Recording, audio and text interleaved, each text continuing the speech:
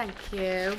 So yeah, thank you. My name's Lucy Smothers and I'm the clinical lead for our babies, children and young people's strategy groups within Cardiff University Health Board. And I'm Julie Powell Jones. I'm the project manager with the Nurturing Family Service in Cardiff, which is the parent-infant relationship service. So hello. Thank you. So just aims of our kind of presentation and sharing with you today is hopefully just to kind of introduce the rationale and the process behind developing our CTM baby and toddler voice statements, give you an overview of the participants and our kind of experts and the partnerships involved in creating the statements, and then thinking about a little bit of the consultation, engagement, and then our launch and kind of the sign-off processes we went through. So our journey as the kind of CTM Baby and Toddler Voice started under the Early Years Transformation Partnership, which was developed and kind of established back in 2018 with the remit to exploring kind of how we look at transforming our early years system with the strategic aim of ensuring that the voices of babies and toddlers were represented. And as you can see, there were 6 work streams developed in line with the strategic plan for the Early Years Transformation Board, and this work kind of sat under work stream 2, which prioritised the developing support for parent-infant relationships within the first 1,000 days. Unfortunately, the funding came to an end from Welsh Government in March last year. However, our kind of partners were obviously recognised the value and the need and the importance of this work, and kind of work together with Julie as our project manager to kind of drive the work forward following kind of the ending of the financial kind of support to where we are today. This slide is from the Parent-Infant Foundation, and I'd recommend anybody interested in parent-infant relationships to have a little look at the Parent-Infant Foundation website, because it's a real sort of, it's got so much information on there, it's wonderful. So the first 1,000 days of life, from conception to the age of 2, is a time of unique opportunity and vulnerability. It's a period of particularly rapid growth when the foundations for later health, well-being and development are laid. During this time, babies' brains are shaped by the experiences and interactions they have predominantly provided and mediated by their parents or trusted grown-up. As a result, children's development, health and future emotional, cognitive and social well-being is largely influenced by what has been described as an environment of relationships, or as Liz mentioned earlier, the space around the child. Positive experiences and good early years development help set a trajectory that can impact on health throughout the life course. Because our development in the early years provides the foundations for everything that comes after, including our emotional, mental health, our ability to form sound social relationships, cognitive development, school readiness, and of course, academic achievement as a consequence. Next slide. Yes, please. A fundamental element of a secure parent-infant relationship is that it is responsive, nurturing, attuned, caring and safe. Active engagement in decisions and child participation is rooted, as we all know, in the United Nations Convention of the Rights of the Child. This international agreement protects the human rights of children up to the age of 18. However, the World Association for Infant Mental Health in 2014 argued in their position paper on the rights of the child that the UNCRC, in addressing the rights of children, does not sufficiently differentiate the needs of infants and toddlers from those of older children. In addition, it's also been argued that historically, the predominant approach in early years focuses on promoting children's development rather than respecting and protecting their rights and prioritising their mental health. It is an understanding, the Scottish Government, as you can see here, their infant pledge, uses the term voice of the infant to convey an understanding that babies have their own minds and want to communicate from birth. It is an understanding of what the little one is trying to say or feel, So we need to consider their thoughts and emotions and what they're thinking. This Scottish pledge acted as the springboard to develop the Cumtaf Maganog baby and toddler voice, ensuring the voices of babies and toddlers, the non-verbal infants, were represented, considered and heard in all matters that concern them. Okay. So, back in 2023, we organised a Parent-Infant Relationship Conference, which was financed through the Early Years Transformation Programme. This provided the platform to reach over 120 staff working across the early years sector in Cumtaf Maganog. So, for example, we had representatives from allied healthcare professionals, midwives, health visitors, staff working in nurseries, education, public health, third sector, including Liz Gregory, who's here today, Children in Wales, and a representative from the Children's Commissioning team. Building on from the Scottish Pledge and an appetite to develop our own CTM baby and toddler voice or infant charter similar to that in Scotland, a workshop presented the audience with 3 questions. These were, as you can see here, we wanted those in attendance to consider what should I expect from my main caregiver to ensure and support my optimal emotional, social and cognitive brain development. Secondly, what do my important adults need to do the same? And thirdly, what do I need or what can I expect from my environment or community to support my emotional, social and cognitive brain development? We actually changed this to we afterwards because it was very mindful with some of the service user engagement that we did to include we within that last statement. An activity which was set prior to the workshop by the Children in Wales representative, their senior policy officer, really looked at how those in attendance could really be mindful and put themselves, if you like, into the shoes of little ones, of babies and toddlers, and see the world through their eyes. So we asked everybody to write their responses through the voice of the baby. We can go on to the next one now. So, as I said, we had over 120 experts from across the early years field feeding into this workshop, which is just incredible.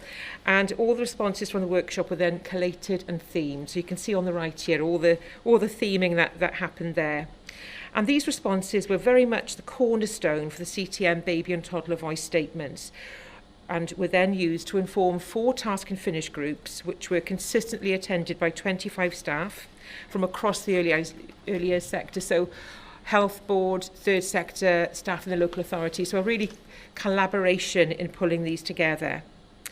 We also worked with a small server users engagement of mums, and again they augmented the statements and really brought their sort of perspective into those statements. And as I said, all statements were written through the voice of the baby.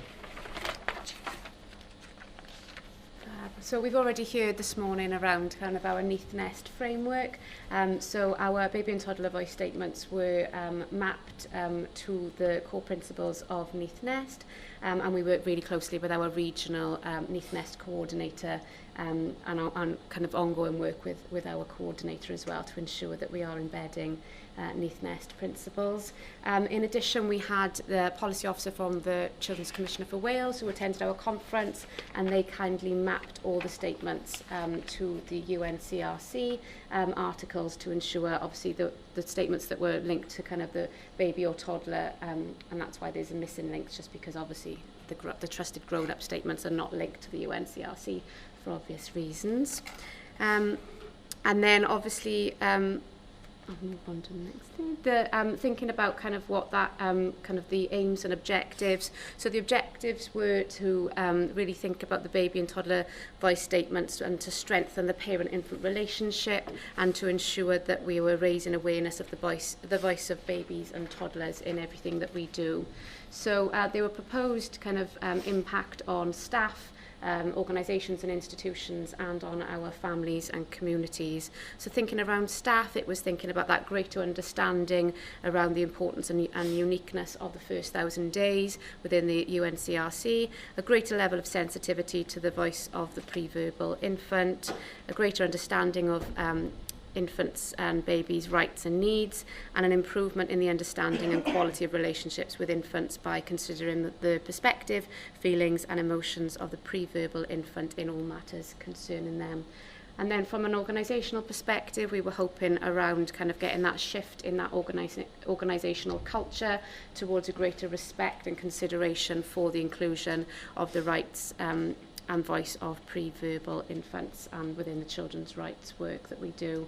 And kind of that increased recognition of babies and their unique needs included in documents. And we have definitely seen a shift within our organisation that we are moving away from children and young people to babies, children and young people, which I think is very kind of that, but it's a huge impact, and we are seeing that kind of the ripple effect of that through the wider organisation, because I think we all speak like that anyway, because we are kind of obviously working within that remit, but actually the wider organisation is starting to kind of, we see the effects of that.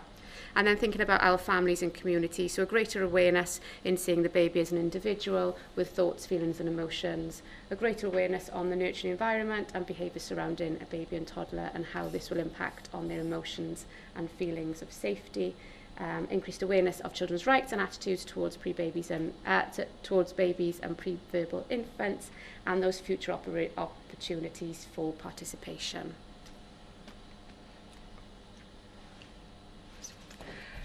Looking at the proposed impact, we did a series of consultations where we provided opportunities for staff and the public to feedback on what they thought of the statements. This started with, we had a news piece on the Cwmtaf Morgannwg Health Board intranet back in August, where staff were asked to feedback on what they thought of the statements. The questions were geared around those sort of proposed impacts. We could look at outcomes as a consequence of that. And some of the feedback, and also we met with over 220 staff to provide an update to them on the baby and toddler voice and the rationale behind them. The feedback from staff was overwhelmingly positive, really, and as I said, dovetailed with the proposed impacts which were set at the beginning of the baby and toddler voice. So a greater understanding by staff of the uniqueness of the first 1,000 days, over 94% of staff agreed with that. A greater sensitivity by staff to the voice of the pre-verbal infant, again 94%. And I think this is really mindful, because we're not just looking at staff here within the children and earlier sector, we're looking at so, you know, not just maternity, this is across the health board. So it's a real sort of mindful progression, really, on trying to change that narrative around seeing babies as individuals in their own rights. And again, the other statements there were really, really positive. So one comment was, it makes you develop your own awareness of the impact that can be had on children. So being mindful of that environment of relationships, as I said earlier. We also did a section of public engagement, which was a lot of fun, in the Eisteddfod in Pontypridd last year. And again, we had some really overwhelming positive statements. We sort of narrowed the engagement down in the questions we asked. And two of the sort of statements questions that we did ask is what the public thought about these statements being written through the voice of the baby. And again, that was 100%. People really liked that. It was non-confrontational. It provided that opportunity for mindful reflection and just raising awareness, really, of seeing that little baby with their own thoughts and feelings, and trying to move away from preconceptions that maybe the baby's too young to remember, really, because we know that there is an impact going forward, depending on the trauma that baby might be sort of subject to. Again, they really liked the and that the voice of the baby was being considered. And this statement here from a parent, child voice is always to be heard no matter how old they are, and it's hard for them to have a voice. So this is a really good way to get their voice heard. So people really seem to get it. They really seem to understand where we were coming from and really like that. Okay, yeah. So just a quick bit about kind of following the kind of robust kind of consultation and engagement with kind of staff and families, we've just taken our baby and toddler voice through our formal governance route within the health board for sign-off, and we are our executive sponsor is taking it to our executive committee it was due to be January, but I think it's been pushed to February, so it's happening this month. And then we are kind of sharing it with our stakeholder reference group in April, and the official launch, which has been left blank for excitement purposes, I think.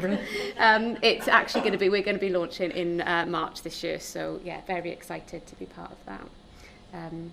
Yeah. So these are the statements, and I don't expect you to be able to read them from there. I do apologise, it's not terribly clear. But it was really heartening to hear, actually, from Liz earlier about the 4 inclusion steps, really, from the Paddle Day: the connection, reciprocity, inclusion, opportunities to grow, and from Lorna around the pillars around the whole school approach to emotional mental health, where we've got belonging, efficacy and voice, because these are all inherent, really, to these statements. Babies and infants are instinctive communicators. However, parents, professionals and adults are not always instinctive listeners, and if adults working with and for young children are to fulfil their obligations under the Convention of the Rights of the Child, listening must become part of their role. So listening to baby enhances their feelings of self-worth, and I think you could see that earlier on the clip that Liz showed, that baby felt listened to, felt valued. So it really enhances their feeling of self-worth and safety, and in the long term enhances children's self-esteem, confidence, and promotes their overall capacities, produces better outcomes, strengthens understanding of and commitment to the democratic processes, and protects children more effectively. The CTM Baby and Toddler Voice will strengthen a secure parent-infant relationship. It'll certainly add to it, and underpin conversations to enhance a greater understanding of the voice of the baby and make a difference to all who live, work and play in our CTM population. I'm just going to read out 3 of the statements from each section. So the first one is, what do I need?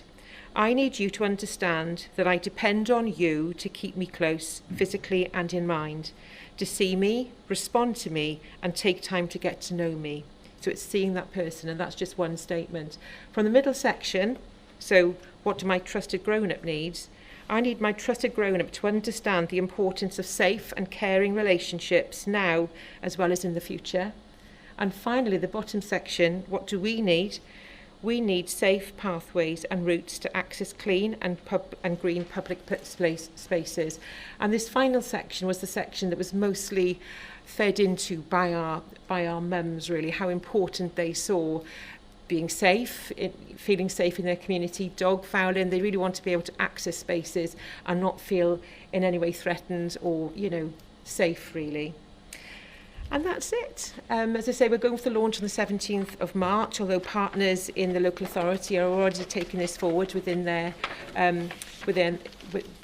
pieces of work. It's been a real collaboration, working with partners, and we've really taken partners with us, so there's a sense of ownership with those who have been part of this, really, to really start to promote it within their own organisations.